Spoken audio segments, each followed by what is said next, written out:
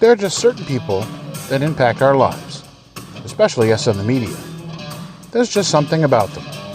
Maybe it's the way they conduct themselves, the way they race, the way they treat their family, the way they interact with others, their integrity, respect, you name it. And the more you watch these people, the more you want to know what makes them tick.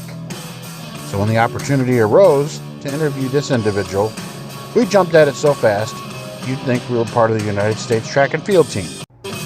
David Allen, or Dave Marcis, started his first NASCAR race before I was even born. And I'm 56. So where do you begin?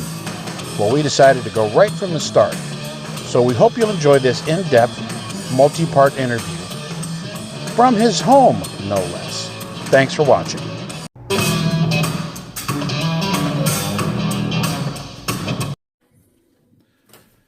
Thank you, folks, for tuning into Stock Car Facts. And one of the reasons we do Stock Car Facts is that we're not just looking at NASCAR. We're looking at all of the stock car series like USAC and IMCA and IROC and ASA and organizations like that. And obviously NASCAR is not going to talk about a USAC or an IMCA. That's not their, why would they talk about something that didn't have anything to do with them? But here at Stock Car Facts, I feel it's important to remember those folks that did those series and ran those series. And today on this show, they say that media shouldn't be biased. It's impossible.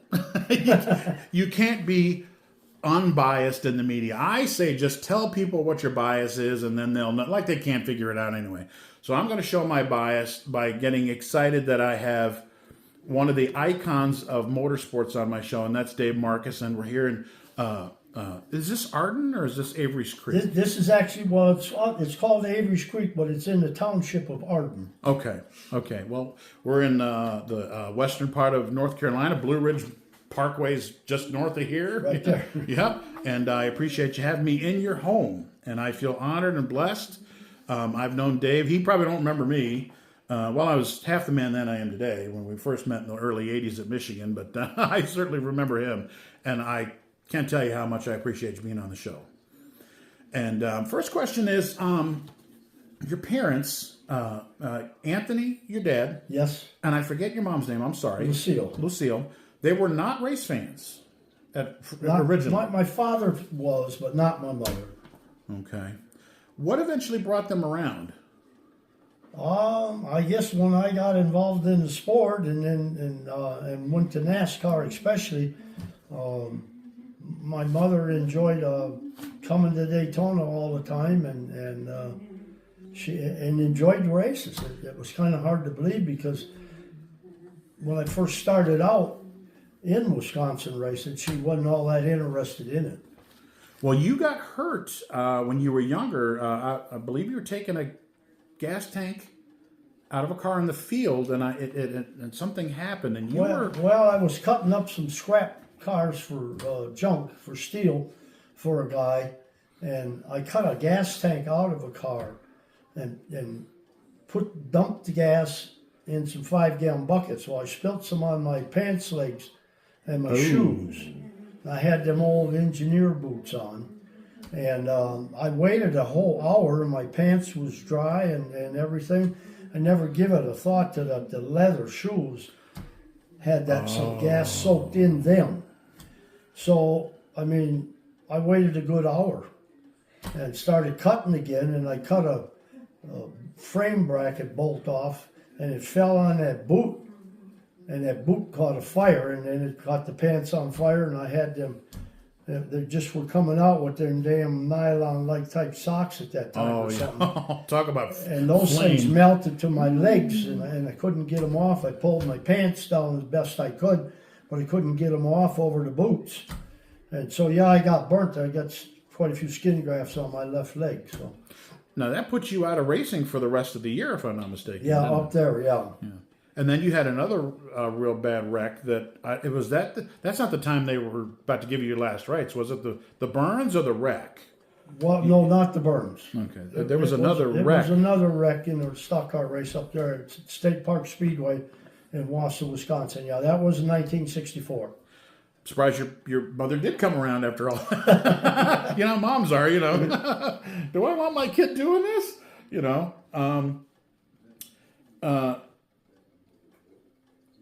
You also served in the National Guard. I'd never known that. I'd found an article from a magazine from the late 60s, but you were in the National Guard. Yeah, well, what happened there is I got drafted, and I was just getting involved to get into racing on a bigger level, you know, in NASCAR and stuff. And Larry Weirs from Weirs Chevrolet Sales in Bangor, Wisconsin, I was working for Larry.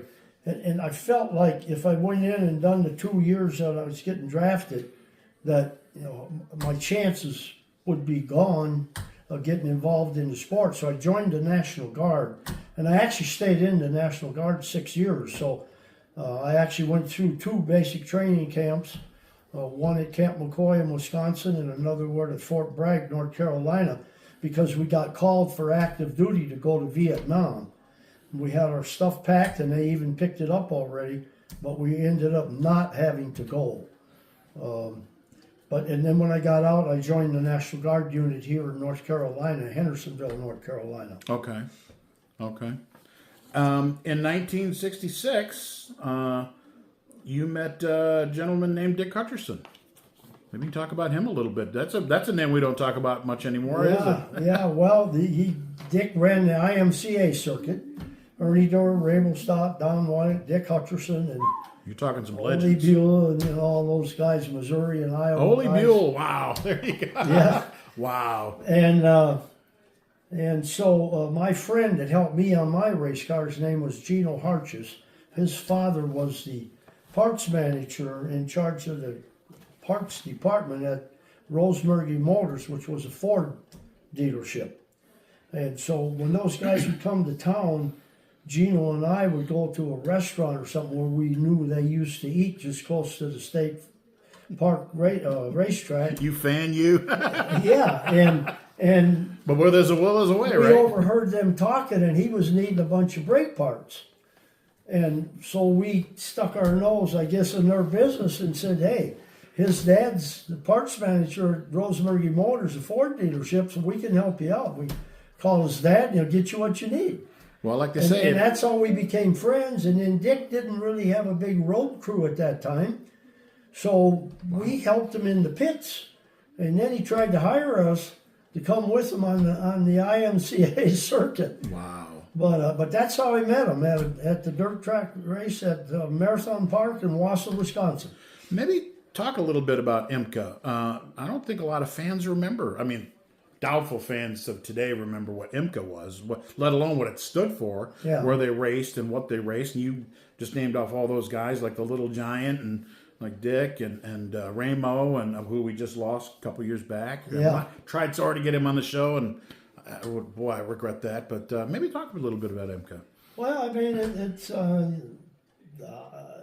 that's just how you meet people, I guess, by trying to be nice to them. And then they needed help, and then we got them the parts they needed. And Dick was tickled to death with our help in the pits. And the IMCA circuit was quite a large circuit. I mean, Mr. Sweeney was in charge of that. And they ran all of the state fairs throughout the whole country. I mean, Missouri, Iowa, Louisiana, North Dakota, South Dakota, Indiana, Wisconsin. So they had sprint cars and they had stock cars. Yeah. And they had a great sprint car circuit. I don't remember all the drivers. Pete Fultz is one of them. He drove the Bardall Special Car number 2. And I mean, it was a good racing circuit. But again, it was seasonal. Yeah. And you know, my deal running the short tracks in Wisconsin, I wanted to race for a living. USAC had a circuit, but I think they paid more attention to their Indy cars than they did their stock cars.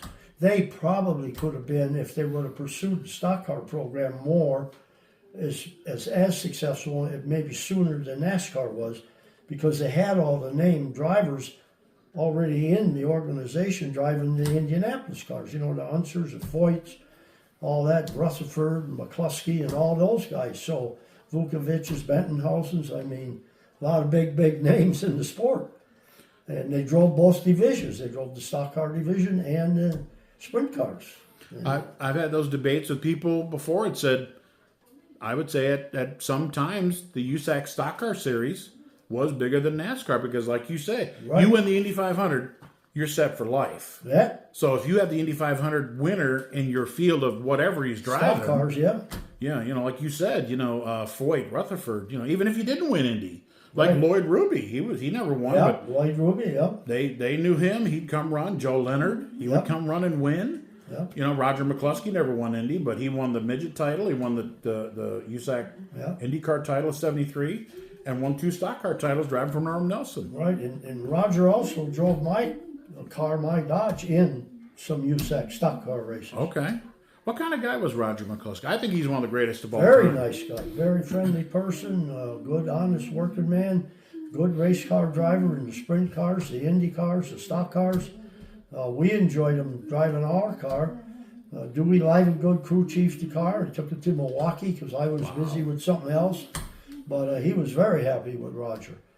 And then when we go to California to race a couple times, we went through Tucson a little bit out of our way, stopped in with Roger, and he took us to some really good Mexican restaurants where you had to speak Mexican to get the food. Oh. So if you look around and, there's Mexicans at the Mexican restaurant, it must be good. I remember one of them actually had a dirt floor in it. And the food was really good. Wow, that's funny. That's Yeah. too funny. No, he was a very nice person. Very nice. So we're going to go back to the mid-'60s, and in that article I read where you decided to finally go to Charlotte in '67, I believe? Yeah, I believe it was 67.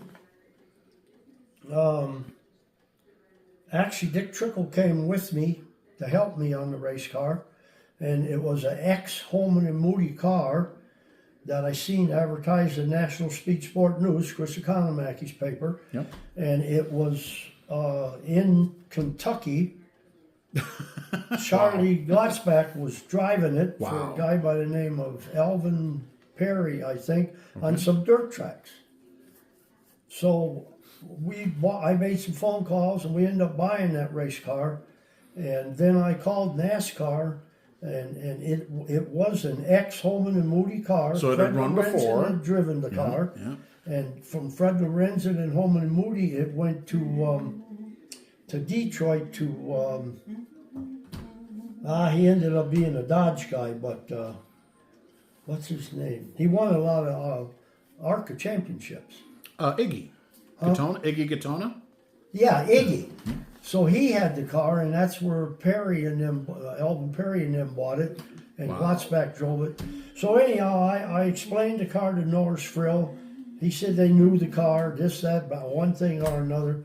So Trickle and I hit it for Charlotte with that car. I fixed it all up, packed the wheel bearings, cleaned it, painted it, and And you see the smile on my face. I know where you're going with this. right, and We know the car. Sure you do. and we got there and registered, signed up, and everything. And I mean, they just worked us over the coals all week long. It was this, it was that. We're getting no practice, and trying to get the car through inspection, and had to take the doors off and make the brackets bigger where the bolts go through to hold it on, and just stuff that didn't amount to nothing. How committed is he? Yeah, and when it finally came down to like no more practice left, the wheel wells where your foot goes in the floor pan for the back seat, if a person's sitting in the back seat, they said we had to cut the floor pan out, go down the road to the wrecking yard and put a floor pan in it. Wow. And I mean, that car was that way from the original. Yeah, yeah. And we didn't have time to do that. And Right. Trickle said, let's get it done. And I said, Dick, they don't want us in a race. It's pretty obvious. I mean, and so we didn't even have enough money to get back to Wisconsin. I went up and we sat down and talked with Richard Howard, and he gave us $150 to get back to Wisconsin. Wow. So I went home and we fixed everything that still was on their list. And there was a NASCAR sportsman race that fall in Atlanta. James Hilton actually won the race. Okay. We took the car down there for that race. And there we got the car through inspection on the very last day with like 1.5 hour of practice left. Again, It was Norris Frill. And And then You Yankees. I'm sure that had something to do with it too. yeah, and I forgot Pete. What was his last name? Pete. Anyhow, he took my helmet away. He said my helmet wasn't legal. And Oh, come on. which I got my helmet back. I think it's in the place in Wisconsin. I went and seen Mr. Bill France Sr. and he gave me my helmet back. Oh, boy. Pete Keller. Pete Okay, Keller. yeah. Wow, Pete, wow. Pete, I guess, was selling helmets for Bell at the time. Okay. So he made me buy a new helmet. But anyhow, I was only going to get 15 or 20 minutes of practice. I knew nothing about Atlanta Motor Speedway. I'd never been on a big racetrack. Half mile was the biggest. So I went and talked to Tiny Lund. And Tiny explained the track to me, and he said, there's a bump. When you get down into turn one, there's a pretty bad bump. You'll feel it when the front wheels go through it. And when the back wheels go through it and clear it, he said, you can flat-foot it up out of that corner. Well, I hit that bump, and I got that car out of shape, got her gathered back up. I didn't wreck it. I got qualified for the race. So we actually made the race. Wow. And I can't even remember where we finished in that race, but we did finish. And that actually probably was maybe my first NASCAR race. Wow. With that Ford. Then I went to Daytona and ran a couple ARCA races one year. And then Larry Weirs bought that Chevrolet that was owned by Don Biederman. Yes. And Don kept that car at Henry Gray's house in Rome, Georgia. And that car we seen advertised in National Speed Sport News also. Wow. Called up Don Biederman, and Larry ended up buying that car for me to go to Daytona with. We ran the ARCA race, and we were in the draft, and the guy I was drafting blew a clutch up that come through the front bumper and the radiator, knocked us out of the race. We were loading our stuff up, go back to Wisconsin. And a NASCAR inspector come over and said, you guys, if you want to run in the Daytona 500... It's back when you could do that. The entry blanks are still open till 5 o'clock this afternoon. That was 1 week before the actual race. And so I called Larry up and talked to Larry, and he said, well, it's snowing up here. So if you want to do it, let's do it. So we took it over in the NASCAR garage, filled out the entry blank, paid the entry fee, and that was 1968. And that was my first Daytona 500. I ran that race. We finished, I think, 18th in that race. And there was only one other Chevrolet in the race, and Bob Seneca had that car. Wow. And that's back when Chevy wasn't in. Right, and in those days, he got paid a $1,000 bonus for the highest finishing. That's right. Car of that make brand in the race, and wow. Seneca won that. I think he might have finished 13th. I think I finished 18th. Figures right. But that was my first Daytona 500. And then you met Mr. Lunda. I believe in 69 or 68 or 69, somewhere in there. Lunda, Mr. Lunda. Yeah, Mr. Lunda. Well, Mr. Lunda had Lunda Construction Company, Black River Falls, Wisconsin. So he built bridges in the state of Minnesota, I think the Upper Peninsula of Michigan, the state of Wisconsin. I think he even went into Illinois, maybe Indiana. It was a pretty large construction firm. He bought a lot of trucks through Larry Weirs, through Larry's dealership, Chevrolet trucks. So Larry talked to him about getting involved and helping us out with the race car. And so he did that. And then he ended up buying all the equipment in the race cars from A.J. King Enterprises in Severnville, Tennessee. All these names you're saying, wow, A.J. King, Pete Keller, wow, these are neat. Thank you to all of our great friends here at Stock Car Facts for your views, for your shares, for your comments, and for hitting that notification bell. Some have asked how they can get involved further, and we always say, please follow these links to partner up with us financially. When you do, we'll send you some really cool racing swag and souvenirs that we've accumulated over the years. Either way, thank you for your support, and we'll see you here on Tuesdays around noon. Stock Car Facts is one of the reasons I thoroughly enjoy YouTube. Thanks to a well-respected former NASCAR Cup and ARCA crew chief and their spouse for this observation. Kevin's voice is very reminiscent of Chris Economaki's. And here's some folks we can't thank enough and can't do without. And last but not least,